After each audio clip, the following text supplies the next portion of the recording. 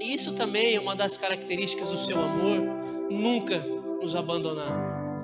E pensando nisso, Deus tem ministrado algumas coisas no meu coração sobre tudo isso que o Senhor vem fazendo na minha vida nesses últimos anos, cada palavra que Ele tem me dito e cada coisa que Ele tem cumprido. Eu estava viajando nesses dias, nós estávamos viajando, e eu recebi essa mensagem e eu quero compartilhar com vocês. E o título dessa mensagem, eu sempre gosto de colocar o título para que a gente já entenda o tema, é que a bênção não se torne maldição.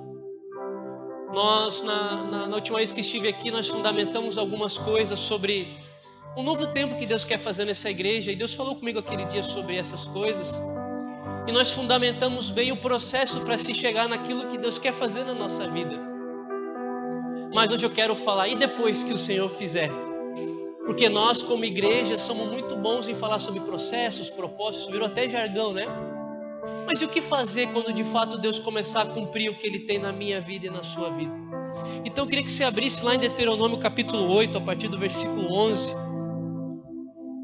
Esse texto falou muito no meu coração, Deus ministrou muito o meu coração quando eu li esse texto.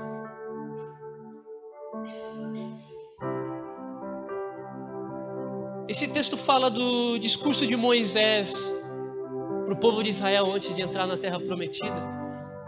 E talvez todo esse discurso de Deuteronômio, essa seja a passagem que mais tocou no meu coração. E tem tudo a ver com o que está prestes a acontecer na vida deles, que é justamente entrar na terra prometida. E Deuteronômio capítulo 8, versículo 11 diz o seguinte: tenham o cuidado de não se esquecer do Senhor seu Deus, deixando de cumprir os seus mandamentos e os seus juízos e os seus estatutos que hoje lhes ordeno. Não aconteça que depois de terem comido e estarem fartos, depois de haverem edificado boas casas e morado nelas, depois de se multiplicarem o seu gado e os seus rebanhos, e aumentar a sua prata e o seu ouro, e ser abundante tudo que vocês têm, se eleve o seu coração e vocês se esqueçam do Senhor seu Deus, que os tirou da terra do Egito e da casa do servidão, e que os conduziu por aquele grande e terrível deserto de serpentes abrasadoras, de escorpiões e de aridez, onde não havia água, e que fez sair água da rocha para vocês beberem, que no deserto os sustentou com maná, e os pais de vocês não conheciam, para humilhar vocês, para pôr vocês à prova e afinal lhes fazer bem. Portanto, não pensem, a minha força e o poder do meu braço me conseguiram essas riquezas. Pelo contrário, lembrem-se do Senhor seu Deus, porque Ele quem lhes dá força para conseguir riquezas, para confirmar a sua aliança, que sob juramento prometeu dar aos seus pais, como hoje se vê. Amém? Então eu começo essa mensagem com um questionamento. Por que nós viramos as costas ao Senhor quando tudo está bem? Sabe, é muito fácil nós estarmos apegados a Jesus quando as coisas vão mal, porque Jesus é um fundamento. Jesus ele é o motivo de nós estarmos aqui. Ele é o doador de vida, Ele é o doador de tudo que nós temos. Então quando as coisas não vão bem, nós sabemos como cristãos, como crentes, para onde nós precisamos correr. Nós sabemos bem nos apoiar no Senhor quando nós estamos precisando de alguma coisa. Mas e quando a bonança bate na nossa casa? E quando as coisas começam a ir bem? E quando as promessas começam a se concretizar na nossa vida? E quando Jesus começa a cumprir tudo o que Ele nos prometeu? Será que nós começamos e conseguimos olhar para trás com um olhar de gratidão? Sabe, como aqueles 10 leprosos que foram curados por Jesus, apenas um voltou para agradecer, para glorificar, para se render aos pés de Jesus, e os outros 9? Por que nós viramos as costas? Porque nós, como seres humanos, temos uma tendência de cair num comodismo.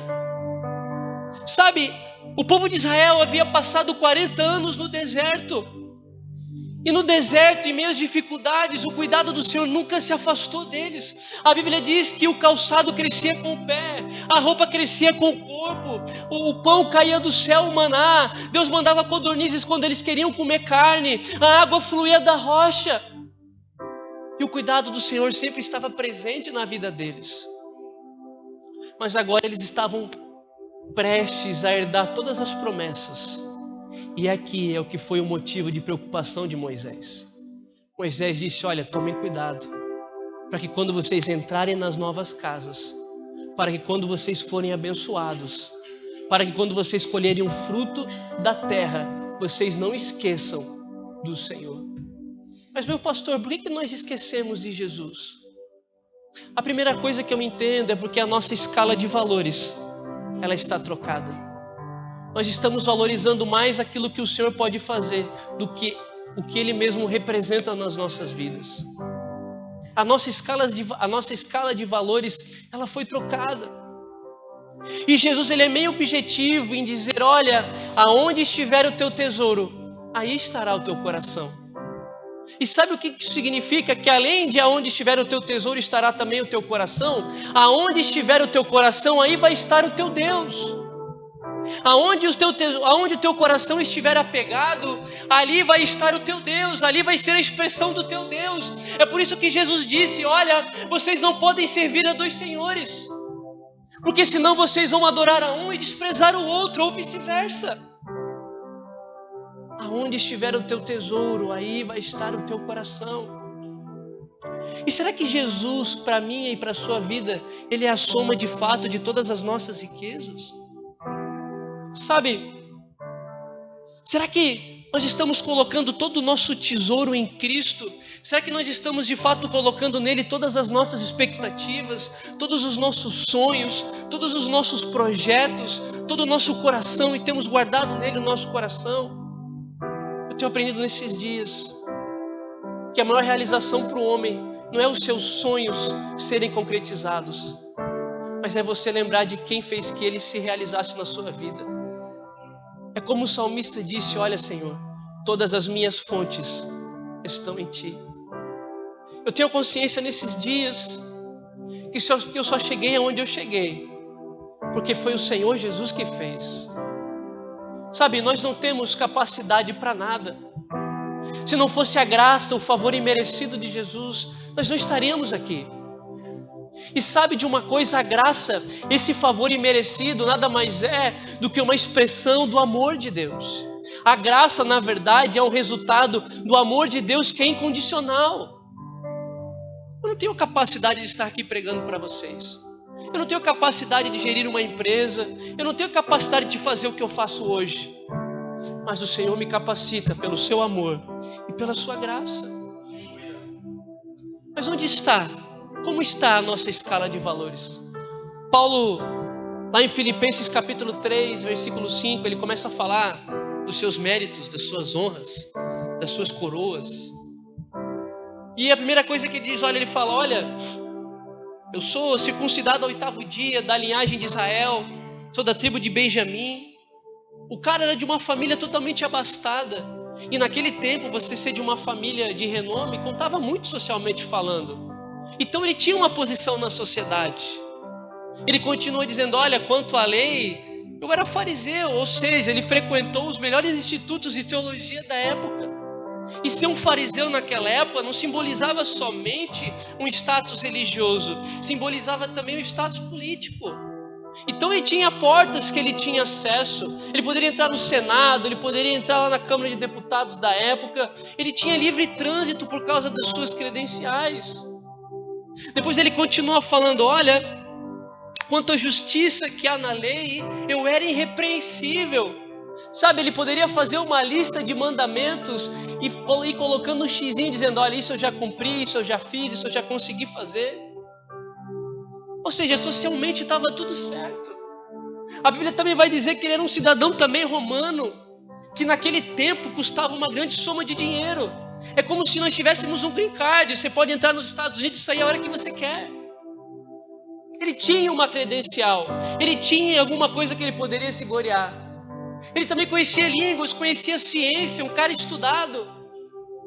Mas quando ele para de falar das suas coroas, ele começa a dizer: olha, mas o que para mim era lucro, eu considerei como perda, por causa da excelência, da sublimidade, do conhecimento de Cristo Jesus. Por amor de quem eu perdi todas as coisas e as considero como refúgio ou lixo para ganhar a Cristo e ser achado nele. O que era lucro ele considerou como perda. O que leva um homem a considerar todos os seus méritos como refúgio para ganhar a Cristo e ser achado nele. Sabe, Jesus disse que o reino de Deus é como um homem que acha um tesouro oculto no campo.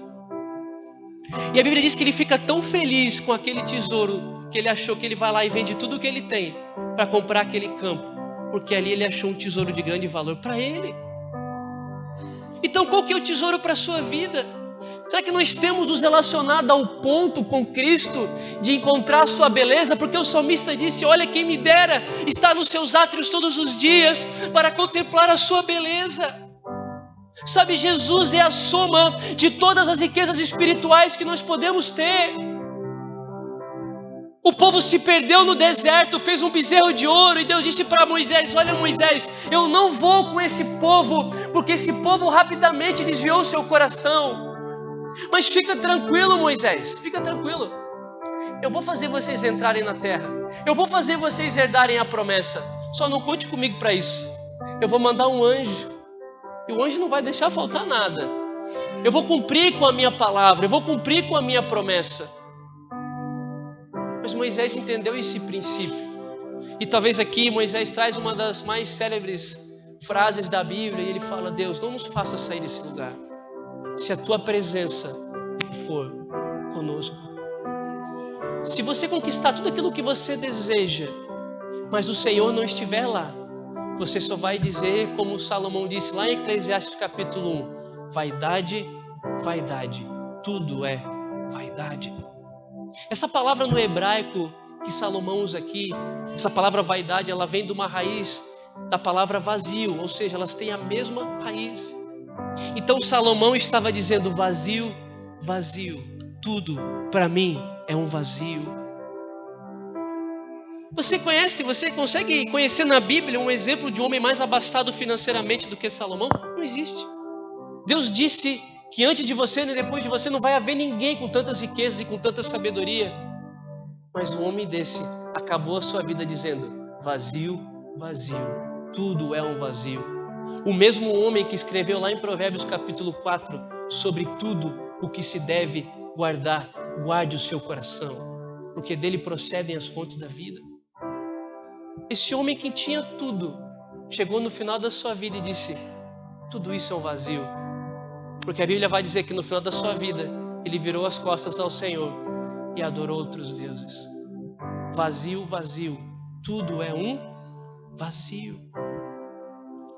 Sabe, nós precisamos cuidar para que as bênçãos não se tornem uma idolatria no nosso coração. Isso é muito fácil na nossa cultura. Sabe por que é fácil? Porque nós fazemos campanha para conquistar alguma coisa. Nós fazemos jejum porque nós queremos um favor de Deus.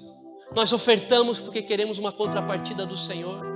E sem nós percebermos, aquilo que nós estamos buscando se tornou o nosso bezerro de ouro. Sabe, todos nós temos uma história. Todos nós temos uma promessa de Deus para as nossas vidas.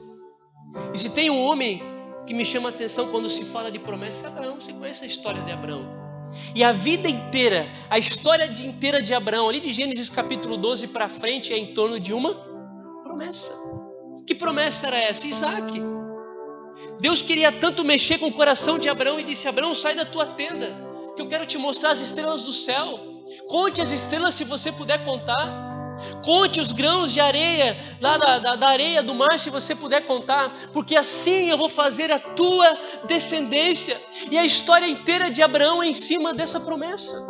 Ele não podia fazer, ele já era velho, a Bíblia diz que seu corpo estava amortecido. Sara, além de velha, era estéril, não tinha como fazer. O fato de Isaac ter nascido é um milagre. Mas como que essa história acaba? O Senhor pedindo de volta a promessa que tinha Ele feito. Abraão, agora sabe o que você faz? Depois de 30, 40, 50 anos trabalhando em cima dessa promessa, me devolve aquilo que eu te prometi e que eu cumpri na sua vida. Será que você teria coragem de fazer isso? Naquele tempo, tem uma coisa que nós não percebemos. Naquele tempo, entregar um filho para ser sacrificado era um ritual das outras religiões pagãs da época. Sabe, os pagãos lá fora, o mundo às vezes tem coragem de fazer coisas pelos deuses deles que nós não fazemos. O mundo tem coragem de entregar, de fazer, de se entregar lá para o mundo, e nós não conseguimos nos entregar para o nosso Deus. Será que o Deus deles é mais forte do que o nosso? Será que o Deus deles é maior do que o nosso? O Senhor olhou para baixo e disse: será que tem alguém que consegue fazer isso para mim também? E Deus disse: Abraão, devolve para mim seu único filho, eu quero saber o que você tem no seu coração. Essa última parte é eu que estou falando, não é a Bíblia que diz. Porque na verdade Deus queria saber o que tinha no coração de Abraão. Sabe, meus irmãos, todos nós um dia precisamos sacrificar o nosso Isaac.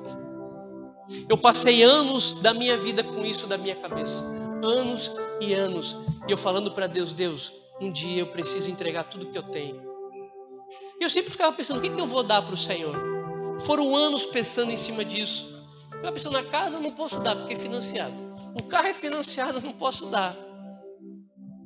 Até um dia que Deus permitiu uma situação na minha vida em que meus negócios começaram a meio que virar de pernas para o ar, alguns clientes não pagaram. Só que eu tinha um bem que eu recebi como pagamento, que era um terreno. Era tudo que eu tinha assim quitado na época. E era um final de ano, eu falei: Deus, e agora ninguém pagou, e agora chegou o Natal, o que eu vou fazer, Senhor? E pior, o que eu vou fazer no ano que vem? Porque agora eu estou um pouco sem norte. E o Senhor começou a ministrar no meu coração: dá tudo que você tem. E aí a nossa carne começa em batalha, em guerra. E eu tinha esse terreno e eu comecei a meditar naquilo, porque a gente sempre faz, vocês já sabem, uma oferta de primícias no começo do ano. E eu num culto, bem lá atrás, eu comecei a sentir a presença de Jesus. E Jesus falou uma frase comigo que eu entendi o que ele queria dizer. Ele me perguntou o seguinte: eu não sou digno de tudo? E naquele dia eu resolvi colocar o meu Isaac no altar. Eu sentei com a minha esposa e falei: amor, o que você acha de a gente fazer isso? Porque aquilo era uma bengala. Eu pensava: se tudo der errado, eu vendo o terreno e vivo dessa renda por um tempo. E Deus falou: você precisa disso mesmo? Essa é a sua dependência? E depois daquilo nós vivemos coisas extraordinárias no Senhor. O Senhor não está preocupado com o terreno, não está preocupado com o Isaac. O Senhor está preocupado com o nosso coração. Porque aonde estiver o teu tesouro, aí estará o teu coração. Sabe, nós não entregamos para Deus, mas acabamos entregando para o diabo. Eu vou te mostrar isso biblicamente falando. Quando Israel saiu do Egito, você conhece a história? Eu já dei uma pincelada antes. E Moisés subiu ao monte para receber os mandamentos. Eles ficaram ali embaixo e você conhece a história. Eles fizeram para si um bezerro de ouro. Mas de onde saiu esse ouro? Quando eles saíram do Egito, Deus abençoou eles com toda a sorte de riquezas de ouro, prata. A Bíblia diz que o coração dos egípcios foi propenso a eles. Então eles despediram os israelitas com toda a sorte de riquezas. Mas quando eles adoraram outros deuses, eles colocaram toda aquela herança para fazer um outro Deus. E eles perderam tudo o que eles tinham por causa de uma idolatria. E mais, não só isso, eles tiveram a coragem de dizer: olha aí, Israel, esse é o teu Deus que te tirou do Egito. E a Bíblia diz que eles fizeram como um alarido de guerra, mas na verdade eles estavam festejando os deuses que os tiraram do Egito. Saíram cheios de riquezas e terminaram como verdadeiros miseráveis. Abraão saiu com a única coisa que tinha, um filho, e voltou como um pai de multidões. Qual que é a principal característica de Abraão hoje? O pai da fé, um pai de Qual foi a oferta que ele entregou no Monte Moriá? Um filho, uma semente, um filho, e Deus fez dele um pai de multidões. Veja, eu já falei isso na outra vez que estive aqui. O reino de Deus é o maior investimento. Jesus, ele produz 20 para 1, 50 para 1, 100 para 1. E aqui a gente falando sobre ações, sobre criptomoedas. E o Senhor falando: invista no meu reino. Invista no meu reino. O problema é que nós nos acostumamos como crente, né? O crente é aquele que sempre passa na prova, mas não sabe lidar com abundância. Aí vem Paulo lá em Filipenses capítulo 4, versículo 11 e diz: eu aprendi a estar contente em toda e em qualquer situação. Tanto sei ter em abundância, como também sei passar por privações. Eu sei passar fome, mas também sei comer em abundância. Tudo posso naquele que me fortalece. Nós usamos esse versículo como caixinha de promessas. Tudo posso naquele que me fortalece. Mas nós não entendemos o contexto no qual esse versículo foi usado. Veja, um segredo. Tomás de Aquino fala sobre 3 níveis de gratidão. Olha que interessante isso. O ser humano, ele manifesta 3 níveis de gratidão. O primeiro nível é o seguinte: vamos supor que o pastor de vocês me faça um favor. O primeiro nível de gratidão é quando eu conscientemente reconheço isso. Então ele fez um favor para mim, eu sei que ele me fez um favor. Então reconhecer internamente é o primeiro nível de gratidão que nós alcançamos. Você sabe que Jesus te salvou? Amém. É um primeiro nível de gratidão. O segundo nível de gratidão é quando eu externo para os outros o que ele me fez. Então eu falo, poxa, venho aqui publicamente e falo, poxa, o pastor de vocês me abençoou, o pastor de vocês fez isso por mim. Eu estou trazendo reconhecimento pelo que ele fez.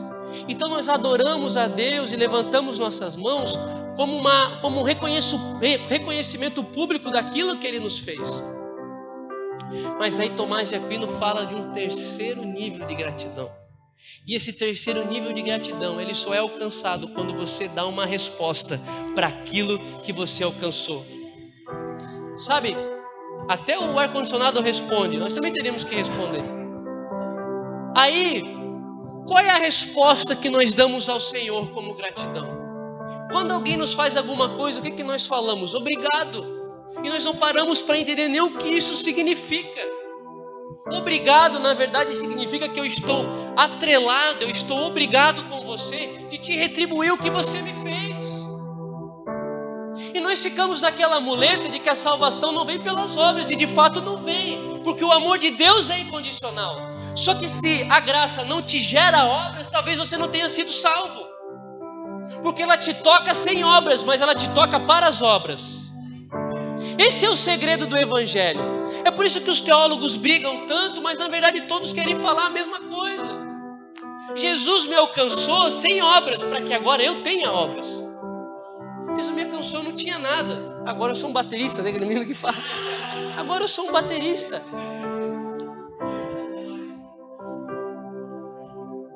Porque precisa haver uma resposta. Essa gratidão precisa ter uma resposta ao Senhor. Veja, qual que é o primeiro e grande mandamento? Muito simples: amar a Deus sobre todas as coisas, com toda a sua força, todo o seu entendimento, com todo o seu coração.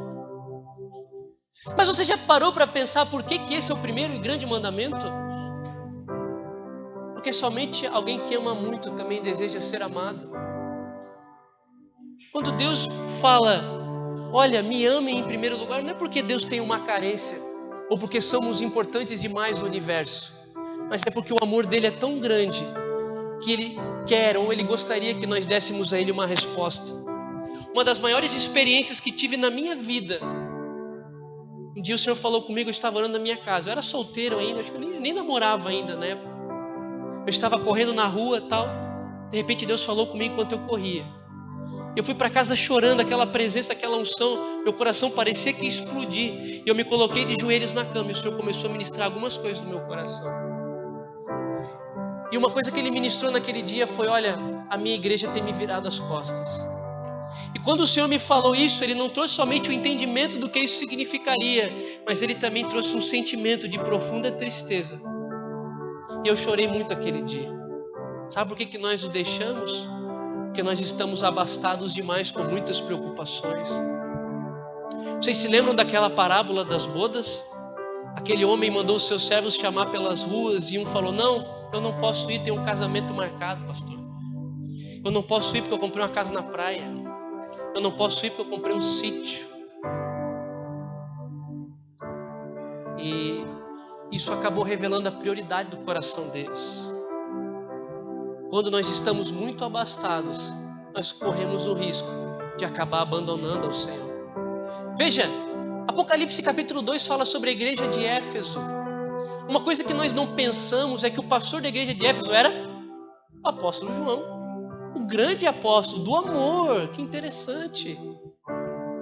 E aquela igreja era tão abençoada ao ponto de o próprio Jesus dizer: olha, vocês são bons em teologia, hein? Poxa, vocês colocaram à prova os que se diziam que eram as falsas doutrinas aí e tal, e vocês são bons e vocês são persistentes, porque vocês trabalham bastante, trabalham arduamente, mas eu tenho uma coisa contra vocês, que vocês abandonaram o primeiro amor. Então lembra de onde vocês caíram e se arrependem. E se arrependam. Sabe, um dia eu estava conversando com o Senhor no meu lugarzinho de oração no meio do mato. Eu perguntei: Jesus, o Senhor tem feito muitas coisas na minha vida, o que eu faço para guardar o meu coração? E Ele me disse: sempre volte para esse mesmo lugar para estar comigo. Sempre volte para os mesmos lugares. Eu perguntei na escola bíblica agora há pouco: o que você faria se amanhã você se tornasse um milionário? Alguns trocariam até de esposa e de marido, sabia disso?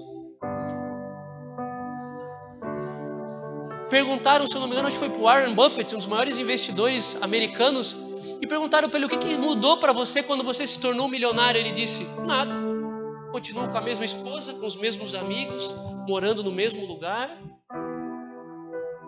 Mas tem muita gente que prospera e a primeira coisa que faz é mudar de igreja, porque agora precisa de uma igreja maior.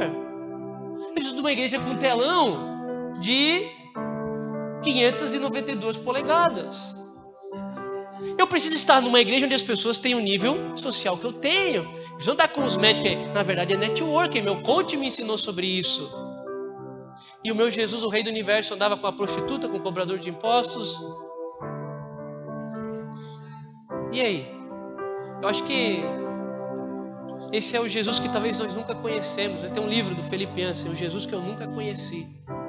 Talvez se ele viesse hoje nas nossas igrejas, nós ficaríamos muito surpresos com as suas atitudes. Então somente alguém que ama deseja ser amado. Jesus, ele nos pede essa retribuição porque ele muito nos ama e ele quer que estejamos perto dele. As bênçãos, Paulo fala a Timóteo: Deus nos dá todas as coisas para o nosso aprazimento. É para o nosso prazer, mas não para a nossa ignorância de virar as costas para ele. E agora eu gostaria que você abrisse a Bíblia. Agora a gente vai comentar na mensagem.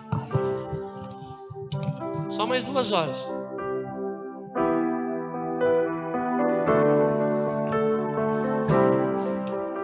Lucas capítulo 12, a partir do versículo 13.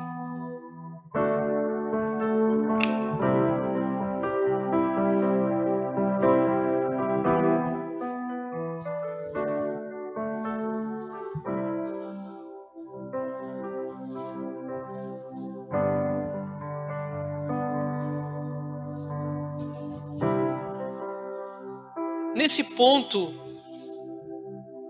um homem que estava no meio da multidão disse a Jesus: Mestre, diga a meu irmão que reparta comigo a herança. Mas Jesus lhe respondeu: Homem, quem me nomeou juiz ou repartidor entre vocês? Então lhes recomendou: tenham cuidado e não se deixem dominar por qualquer tipo de avareza, porque a vida de uma pessoa não consiste na abundância dos bens que ela tem. E Jesus lhes contou ainda uma parábola dizendo: o campo de um homem rico produziu uma abundância. Então ele começou a pensar: o que farei, pois não tenho onde armazenar a minha colheita? Até que disse: já sei, destruirei os meus celeiros e construirei outros maiores, e aí armazenarei todo o meu produto e todos os meus bens. Então direi à minha alma: você tem em depósito muitos bens para muitos anos. Descanse, coma, beba e aproveite a vida. Mas Deus lhes disse: louco, esta noite lhe pedirão a sua alma, e o que você tem preparado para quem será? Assim é o que junta tesouros para si mesmo, mas não é rico para com Deus. Olha que texto maravilhoso. Enquanto eu estava orando, Deus trouxe a revelação dessa palavra. A primeira coisa que Jesus diz é: não se deixem dominar por nenhum tipo de avareza. Efésios 5, versículo 5 diz que a avareza é um tipo de idolatria. Por quê? Porque a avareza é a constatação de que alguma coisa de fato roubou o nosso coração. Então quando nós nos apegamos demais a alguma coisa, nós estamos transferindo a adoração e reconhecimento para aquela coisa ou para aquela pessoa. Por isso, volto a dizer, Jesus disse, vocês não podem servir a 2 senhores. E a única coisa, biblicamente falando, que ele equipara a um senhorio é as riquezas, as posses. Porque quando nós enfatizamos demais aquilo, nós estamos prestando culto àquilo. Veja o que eu falei lá no começo: aonde estiver o teu tesouro está o teu coração, e aonde estiver o teu coração, aí vai estar o teu Deus. Então toma cuidado, porque a avareza é um tipo de idolatria. E a avareza, eu quero dizer aqui, o sentimento de posse, o sentimento de estar apegado.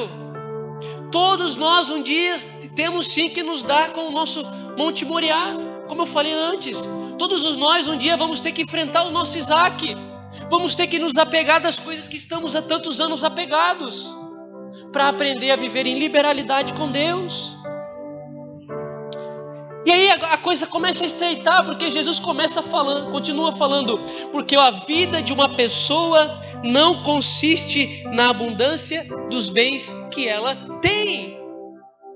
Nós queremos chegar num lugar de abundância financeira, achando que isso vai resumir quem nós somos. Mas Jesus disse, isso não demonstra quem é a pessoa. Bem pelo contrário. E sabe, nós vivemos numa era muito perigosa, porque a era das redes sociais nos mostra isso como bandeja todos os dias. Por que os influencers digitais ganham tanto dinheiro? Porque eles mostram um estilo de vida abundante. Eles mostram para você que eles têm dinheiro. Eles mostram para você que estão comprando um carro novo, que estão comprando um jato, helicóptero e tanta quanto é coisa. Só que eles não te mostram a segunda-feira. Eles não te mostram o dia a dia, as dificuldades das coisas. E aí você ouve mais aquele influencer digital, você ouve mais aquele coach que está falando no seu coração por causa da abundância que ele tem, e não ouve o seu pastor que está vendo você sofrer na segunda. E não ouve o seu líder que pega na sua mão quando você precisa de um emprego. É muito fácil gravar um curso e vender. É muito fácil. Difícil é você acordar segunda-feira cedo e mãos à obra. Isso é difícil. Difícil é o seu marido, a sua esposa que te vê todos os dias na sua casa, quando você está chato, quando você está com bafo, quando você acorda descabelado, quando você precisa acordar cedo correndo para fazer o café e ela te ajuda a fazer o café, ou ela faz o café para você. Isso é reino de Deus. Aí muitas pessoas dizem assim, não, eu vou viver só do ministério. Alguns são chamados só para isso. Meu pastor é um cara chamado só para isso. Vocês têm um pastor chamado só para isso. Mas isso não é para todo mundo. Porque da mesma forma que é honroso ele dedicar a vida dele ao Senhor e ao ministério, também é honroso você acordar todos os dias de manhã para poder ofertar e dizimar na igreja. Para você viver socialmente, trazendo a glória de Deus para dentro da sua empresa. O coach não sente seu bafo de manhã. O influencer digital não te ajuda a pagar os boletos, bem pelo contrário, ele ganha dinheiro vendendo curso para você. Enquanto a Bíblia é de graça e você não compra uma. Ou quer dizer, não é de graça, você pode comprar. Mas se você quiser dar, tem gente que dá. Não é verdade? Só que os ensinamentos são de graça. E os caras são tão cara de pau que os caras roubam o conceito bíblico para dizer que é deles. Jesus já falava isso há muito tempo. Não é verdade? Jesus já falava isso há muito tempo, eles estão atrasados no negócio. A vida de uma pessoa não consiste na abundância de bens que ela tem. E agora eu vou falar uma coisa de todo o meu coração para você. Há uma chance muito grande de, à medida que os seus bens aumentem, o vazio do seu coração também aumente. Vou falar para vocês. Eu falo isso com todo respeito e humildade. Nós estávamos viajando esses dias atrás, um lugar que nós sempre sonhamos estar.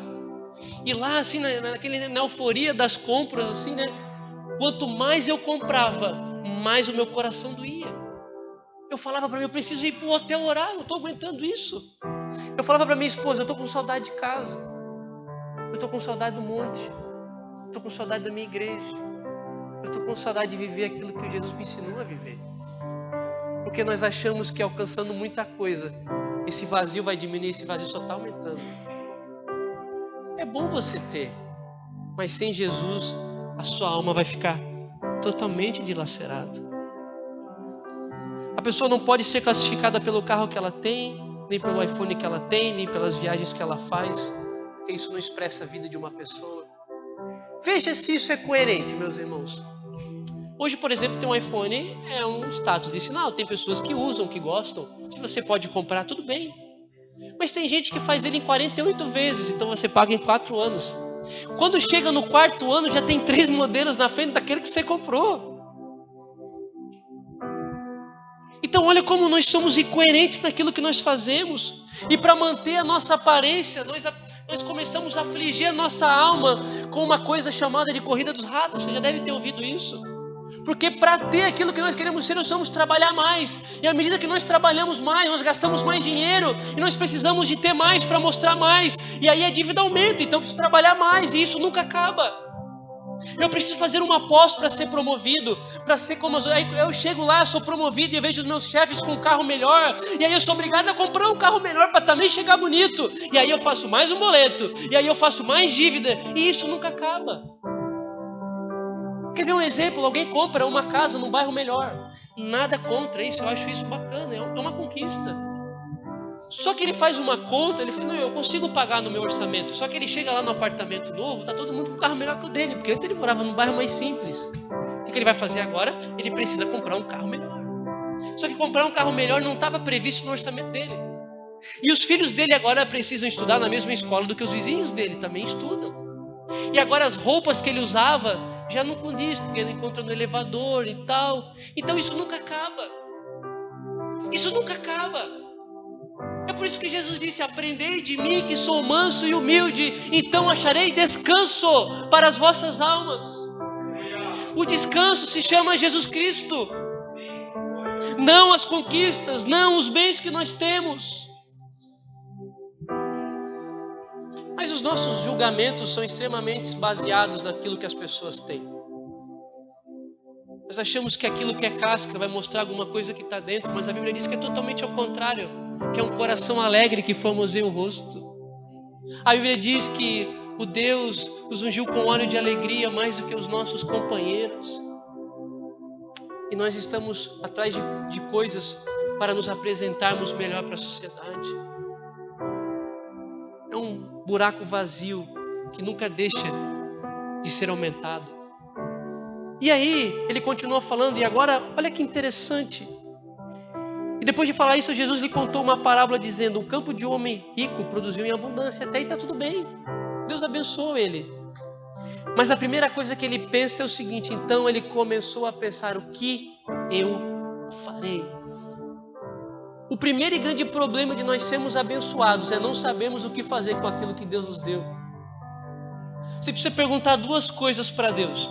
Por quê e para quê? Porque a Bíblia é muito clara, ela diz que Deus dá pão ao que come e semente ao que semeia. Deus não está te dando só para o teu mantimento, Deus está te dando sementes para que você lance na terra. Então todo recurso precisa ter um propósito. Nós precisamos ser objetivos naquilo que nós fazemos, senão nós iremos perder o nosso coração. Deus ele te abençoa, Salmo 113, Deus pega o pobre necessitado e faz ele se assentar com os príncipes do seu povo. Mas a Bíblia também diz que ao mesmo tempo que ele alavanca, ele abençoa, ele também abate. Vigie para que nada roube o seu coração. Fique vigilante. O que farei com o que o Senhor me dá? Mas isso aqui é uma pergunta retórica. Ele já sabia a resposta, porque na verdade ele não sabia o que era. Isso aqui não é uma pergunta sincera, Deus, o que eu faço com aquilo que o Senhor está me dando? Não. Ele fez uma pergunta retórica, porque ele já sabia que ele tinha tanto que ele não tinha o que fazer. Não tinha o que fazer. Aí Tiago 4,27 diz, portanto aquele que sabe que deve fazer o bem e não faz, está pecando. Sabe o que Tiago está falando aqui? Aquele que tem recurso e não faz, está pecando. Aquele que tem autoridade para fazer alguma coisa e não faz, está pecando. Aquele que tem posição para fazer alguma coisa e não faz, está pecando. É por isso que Jeremias disse, maldito é aquele que poupa a sua espada do sangue. Maldito é aquele que poupa de fazer alguma coisa que está nas suas mãos de fazer e não faz. Maldito é aquele, segundo a parábola dos talentos, que enterrou o seu talento. Porque achou que enterrando ninguém ia roubar. Porque achou que enterrando ninguém ia colocar a mão. Porque ele achou que enterrando ninguém ia ficar invejando aquilo que ele tem. Mas a pior forma de você guardar alguma coisa é no buraco. Se você não sair para negociar, Jesus disse, até o pouco que tem você vai perder. Não sei o que disse, é o Jesus que está falando. Então aquele que saiu para negociar disse: olha, muito bom, servo bom e fiel, você negociou os talentos. Mas aquele que enterrou no campo dos covardes, tira aquilo que ele, esse pouquinho aí, porque até esse pouco vai ser tirado dele. Então se nós sabemos fazer o bem e não fazemos, estamos pecando. E depois esse homem tolo, porque a Bíblia aqui chama, para mim chama ele de o rico tolo. Ele fala, então ele começou a pensar: que farei, pois não tenho onde armazenar a minha colheita. Ele não sabia o que fazer e também não sabia onde guardar. Essa é a cultura de entulhar as coisas, não é verdade? Nós gostamos de entulhar as coisas. Só que a Bíblia nunca me chamou para ficar armazenando nada. Nem pelo contrário, quando o maná começou a descer, ele disse: como que é suficiente para esse dia? Porque no dia que você guardar, vai apodrecer. Amanhã eu mando de novo o que você precisa. O que aconteceu? Não, eles guardaram. Vamos fazer aqui uma despensa bem grande para amanhã a gente comer disso. No outro dia que eles foram ver, estava tudo podre, cheio de coró. Porque aquilo que nós retemos demais acaba apodrecendo na nossa mão. Luiz Hermínio sempre fala uma coisa que você mexe com o meu coração. Ele diz: não chamou para ser uma represa, não chamou para ser um rio. A represa, que sentido tem uma represa? Você vai ficar bebendo água sozinho, aquele monte de água, você nem consegue beber tudo isso. E tem que tomar cuidado. Uma vez eu perguntei para Deus assim: Deus, até quando é lícito eu ter as coisas, né? Até qual par de tênis eu não vou estar pecando? Porque às vezes a gente compra demais. Então a gente precisa tomar cuidado com essas coisas. Aonde nós vamos entulhar? Aonde nós vamos armazenar? Não podemos armazenar. Os discípulos estavam incrédulos. Eu preguei isso da última vez, porque o Senhor fez uma multiplicação de pães, né? Antes eles falaram: mas o que nós vamos fazer com poucos pães e poucos peixinhos para tanta multidão? Eles falaram: não, deixa comigo, traz aqui. Jesus deu graças e distribuiu para uma multidão os pães e os peixes. Mas depois a situação aconteceu de novo. Estavam de novo no deserto, Jesus pregando, a multidão estava com fome, tinham poucos pães e poucos peixes. Eles perguntaram: mas o que faremos nós com poucos pães e poucos peixes? Jesus pensou: poxa, já não entenderam nada. Depois Jesus fez a segunda vez, entraram no barco, eles continuaram discutindo, e Jesus disse: porque eles não entenderam a multiplicação dos pães e peixes. Então nós não entendemos. Nós estamos com medo de Deus não fazer amanhã de novo. Deus vai fazer amanhã, mesmo que amanhã você não consiga mais ter força para trabalhar. Jesus vai continuar fazendo na sua vida. Será que Ele mudou? O meu Jesus não mudou. Eu confesso para vocês que eu tenho medo muitas vezes. Eu tenho uma empresa, às vezes você tem medo.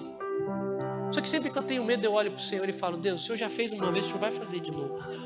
Eu prego sobre isso. Se eu não viver isso, eu estou lascado. Eu estou lascado. Então não entule demais. Deixa Deus fazer de novo amanhã para você. Deixa Deus te abençoar de novo amanhã. Viva com o coração na esperança que é Ele que faz todas as coisas. Aí continuando: não tem onde armazenar a minha colheita. Até que disse: já sei. Destruirei os meus celeiros, construirei outros maiores, e aí armazenarei todo o meu produto e todos os meus bens. Olha só que interessante isso. Construirei outros maiores.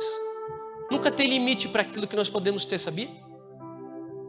Sempre você vai trocar de carro e sempre vai ter alguém com um carro melhor que o seu. Sempre você vai trocar de casa, vai ter alguém com uma casa melhor que a sua. Os caras que são ricos, o nível de vazio chega tanto no coração deles que eles compram um iate, depois tem que comprar um iate maior, depois tem que comprar um iate maior. Aí quando eles já estão lá nos últimos estágios da riqueza, sabe o que eles fazem? Ah, vamos vender tudo e fazer caridade, porque nada disso resolveu o que a gente sentia. Não é assim que acontece? Esses dias eu vi um cara milionário falando. Todos os caras, praticamente, ele falando que os caras ricos que ele conhece chegaram num estágio tão grande de riqueza que falaram assim: cara, eu preciso doar o que eu tenho, porque eu estou de saco cheio disso tudo. E isso já está disponível para nós hoje. Nós somos mais felizes do que ele sabia disso. Nós somos mais felizes do que muitos milionários, porque a Bíblia diz que Deus já nos abençoou com toda sorte de bênçãos nas regiões celestiais em Cristo Jesus. Nós já fomos abençoados. O problema é a nossa mentalidade, que talvez ainda não tenha mudado. Se quiser sempre mais, corremos o risco daquilo que eu falei, de cair na corrida dos ratos. Precisamos olhar com contentamento para aquilo que nós já temos. Paulo fala, vocês precisam produzir fruto de contentamento.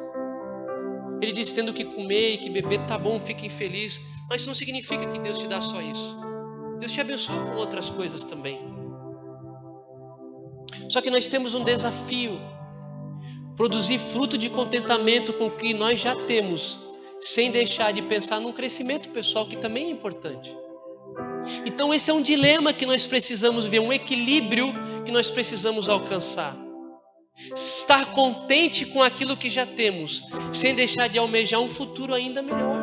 Porque a Bíblia também diz, Jeremias 29:11, Deus fala, bem, eu sei que pensamentos têm acerca de vós, pensamentos de paz e não de mal, para vos dar um futuro e uma esperança. Então Deus continua tendo promessas, Deus continua tendo coisas boas para mim e para a sua vida. Mas também preciso estar contente com aquilo que Ele já fez. Porque o próprio Jeremias disse, preciso trazer à memória aquilo que me traz esperança. E aí ele continua falando, e para a gente ir para o final, agora o negócio estreita mesmo para valer. Então direi à minha alma, você tem em depósito muitos bens para muitos anos. Descanse, coma, beba e aproveite a vida. Quando eu li isso aqui, eu lembrei de Davi no terraço, depois do soninho da tarde. Irmãos, a Bíblia começa dizendo, nessa passagem de Davi, que nos tempos em que os reis costumavam ir para a guerra, Davi mandou Joabe no lugar dele. Sabe o que fez com que isso acontecesse? A comodidade que o reino gerou para ele, fez ele negligenciar o que ele deveria estar fazendo. Tem pastores que ficam muito abençoados, abundantes, cheios de discípulos abaixo deles. Mas uma hora eles ficam tão bom, tão bem, tão reconhecidos que eles param de fazer o que eles deviam estar fazendo. Isso é um alerta para a gente. Os caras ficam tão prósperos que agora eles só ficam no bastidor. Só fica lá na salinha tomando aquele cafezinho top e não sai mais nem para cumprimentar o pessoal da igreja. Não está fazendo o que deve estar fazendo. E por isso pode ser um laço para a sua vida. Deus não te chamou para descansar na segurança das riquezas. Deus te chamou para continuar trabalhando. Sabe por quê? Nós achamos que o descanso é ficar na preguiça. E descanso não é ficar na preguiça. Descanso é o sentimento de dever cumprido. É por isso que Deus fez o mundo e tudo que existe em 6 dias e disse o seguinte, olha, isso é bom, agora eu vou descansar no 7º dia. Porque na verdade o descanso é o sentimento de que você fez aquilo que você deveria fazer. Não te deixa perturbado você ficar tantas horas na frente da Netflix e falar assim, meu Deus, não fiz nada hoje. Eu fico perturbado. Eu fico louco. Às vezes que eu baixei um joguinho no celular e fiquei ali jogando, depois eu falei, cara, olha quanto tempo eu perdi nessa desgraça. Sou obrigado a deletar isso, minha esposa sabe. Ou quando você dorme até tarde, você já acorda com uma coisa ruim. Eu tenho esse problema, eu não consigo. Já parece que começa a me coçar as costas na cama. Né? Às vezes a gente está lá na praia, eu sou o primeiro a acordar, fazer um café e ir na padaria. Porque eu não consigo. E eu não descanso. Acham que quando eu estou de férias eu estou descansando. Eu não estou. Eu estou descansando quando eu sinto a presença de Deus. Por isso minha primeira missão do sábado de manhã é subir um monte para orar. Você sabe, eu já acordo de manhã, eu já vou para o monte, já oro, eu já falo, agora eu estou bem. Agora eu posso sair para fazer alguma coisa. A minha alma já está em paz. Eu já senti o toque do Senhor. Já conversei com o Nazareno, já está tudo certo. Porque é isso que nos gera descanso. Davi não pensou assim. Davi pensou, eu já estou cansado, já matei o Golias, já cuidei das ovelhas do meu pai, já dominei tudo que eu tinha que dominar, já reinei sobre Judá, agora eu reino sobre Israel. Agora eu vou ficar aqui tranquilo, só administrando. Vai administrar para você ver o que vai acontecer. Deixa tudo na mão dos outros. Deus não te chamou para descansar na segurança das riquezas. Deus te chamou para descansar nele. Ele é a expressão do Shabá. Ele é o sábado. Ele é o nosso descanso. É por isso que ele disse, o Filho do Homem é Senhor sobre o sábado. Ele é o Senhor do descanso. Por causa da comodidade, ele negligenciou o que deveria estar fazendo. Não poupe a sua espada do sangue. Então Davi se entregou ao ócio, não ao descanso. Descansar não é jogar tempo fora, sempre procurando algo para fazer. Aquilo que eu falei, descanso não é preguiça. Aí Davi dormiu o soninho da tarde, achando que preguiça ia descansar ele. E aí ele foi andar no terraço, sem ter nada para fazer, mais uma vez. E de repente ele olha e vê uma mulher pelada tomando banho. Mas também por que a mulher ficou pelada na frente do palácio do rei? Eu sempre perguntei isso, porque talvez ela também queria alguma coisa. Ela queria dar o golpe do baú. E aí ela estava lá pelada e ele mirou os olhos onde não poderia ver, e ele cobiçou aquilo que era do outro mesmo, já tendo tudo. Cara, Deus falou para ele depois, quando o profeta Natan repreendeu ele: Davi, se você tivesse me pedido outra mulher, eu não teria te dado. O que você foi fazer e pegar aquilo que não era seu? Davi ficou tão abastado, tão poderoso, que ele achou que ele podia fazer o que ele quisesse. Ao contrário que os pregadores falam aí, né, que Deus teria dado ela para ele se ele pedisse. Não, Deus não teria dado, porque aquela ali era do outro. Só que a gente se fica tão grandão, tão inflado, que acha que pode fazer o que a gente quer. Agora eu posso pisar no meu pastor, porque o pastor não sabe nada de teologia. Eu sei, eu fiz o curso da internet, fiz o curso coach. Agora eu sou o guru das riquezas. E agora meu pastor é ignorante, ele não sabe nada. Porque eu fico com o ego inflado. E esses dias eu contei isso lá na igreja, num culto de líderes. Eu estava pensando esses dias sobre um irmão meu, que é um cara que, o cara vive em santidade, cara. Pensa num cara que vive em santidade, sabe tudo da Bíblia. O cara é um fenômeno. Só que a vida do cara não muda. Eu falei: Deus, o que está acontecendo com esse cara? O cara é abençoado, o cara prega, o cara faz louvor, o cara é top. Mas por que a vida dele não muda, essa desgraça? O Senhor me disse: o orgulho da santidade. Orgulho. Achar que está inflado demais e pode fazer o que quer. Só ele é o bom, nenhuma igreja presta mais. Ele tem que congregar no céu. Jesus tem que descer ele para levar para a igreja antes lá da Nova Jerusalém. Porque já não existe mais uma igreja para ele. Irmãos, nós sabemos muito pouco sobre santidade. Nós idealizamos coisas que não existem. Nós idealizamos uma igreja perfeita, assim como idealizamos uma política perfeita. Nós queremos que seja tudo 100%, mas ainda não vai ser. Aí Davi cobiçou o que era do outro, mesmo já tendo tudo o que queria. Pior, Davi usou a sua autoridade para tocar naquilo que não era seu. O que ele disse? Mande chamar aquela mulher lá, porque eu quero ela. Rapaz, ele podia usar autoridade para tanta coisa boa, mas ele usou autoridade para fazer o que não devia. Manda chamar lá que eu quero. Ele só falou isso: manda chamar. E ela veio. E ele fez o que ele quis. Cuide com a sua autoridade. Cuide com aquilo que Deus colocou na sua mão. Depois, pior, ele usou a sua posição de rei para esconder o seu pecado. Porque ele ligou lá para Joabe, mandou no WhatsApp e disse: Joabe, olha só, tem um cara aí, manda ele vir para casa dar uma descansada, deve estar cansado, coitado. E Davi estava preocupado com Urias. E Urias voltou para casa. Só que o cara era tão fiel, tão honesto, que disse assim, ficou deitado lá na porta do castelo e disse: olha, meu senhor, eu não vou fazer isso, porque meus irmãos estão lá na guerra lutando, e eu não vou deitar com a minha mulher, sabendo que eles estão lá na guerra. Esse sentimento quem deveria ter? O Davi. Davi que deveria pensar assim: nossa, as pessoas que eu governo estão lá, morrendo em batalha, e eu estou aqui dormindo soninho da tarde. Nós líderes é que devemos ter esse sentimento, essa honra, essa hombridade. Nós estamos chutando o outro para a guerra e nós estamos nos escondendo, estamos nos acovardando. É por isso que eu nunca nego um convite para pregar ou para fazer qualquer coisa. Não achem vocês que eu não fico nervoso, que eu não fico ansioso, que não me dá dor de barriga. Tudo isso me dá também. Eu já acordo aquele dia ruim, já acordo, meu Deus, ai meu Deus, é hoje, ai meu Deus, vamos Senhor, derrama a palavra. Aí Deus não derrama a palavra. Pô Deus, tá demorando aí, hein Deus. Ora aí Senhor, aí se o Senhor não mandar nada, aí lascou tudo. Sabe, nós queremos transferir responsabilidades, aquilo que era pra gente fazer. Aí o coitado dormiu lá. Aí Davi não contente, não, eu vou dar um jeito. Fez uma carta. E o coitado do Urias levou a carta. E o coitado do Urias era tão fiel que de certo ele não leu a carta, né? Senão ele não teria ido para frente de batalha. E o coitado foi para frente de batalha e acabou morrendo. E olha a desgraça que aconteceu na vida de Davi. O que gerou isso foi a sua comodidade, o seu sentimento de que tudo estava certo, negligenciar o seu chamado. Por isso ele não guardou o coração e acabou caindo. Davi caiu feio, irmão. Um filho estrupou a outra filha. A desgraça tomou conta da vida dele. Ainda bem que Deus teve misericórdia.